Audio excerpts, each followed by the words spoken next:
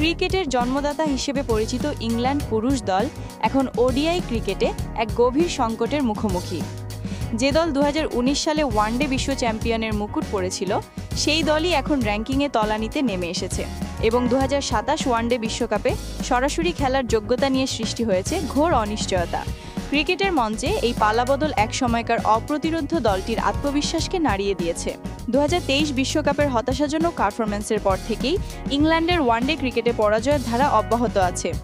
সাম্প্রতিক সময়ে এক সিরিজে নিউজিল্যান্ডের কাছে হোয়াইট ওয়াশ হওয়া, চ্যাম্পিয়ন্স ট্রফির গ্রুপ পর্ব থেকে বিদায় এবং অন্যান্য সিরিজের পরাজয় তাদের র্যাঙ্কিং পয়েন্টে বড় আঘাত এনেছে।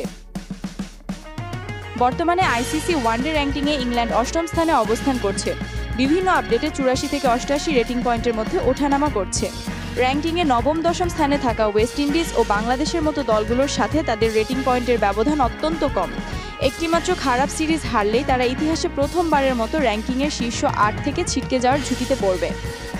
তথ্য অনুযায়ী 2023 বিশ্বকাপ থেকে তারা খেলায় 21টি ওয়ানডে ম্যাচের মধ্যে মাত্র 7টিতে জয়লাভ করেছে, যা শীর্ষ দলগুলোর মধ্যে দ্বিতীয় নিকৃষ্ট জয় পরাজয়ের অনুপাত।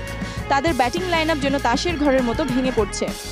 আয়োজক দেশ হিসেবে দক্ষিণ আফ্রিকা এবং জিম্বাবুয়ে সরাসরি খেলবে, তাই আইসিসির অন্যান্য পূর্ণ সদস্য দেশগুলোর মধ্যে ইংল্যান্ডকে নিজেদের অবস্থান সুদৃঢ় করে অন্তত 8ম স্থানে থাকতে হবে।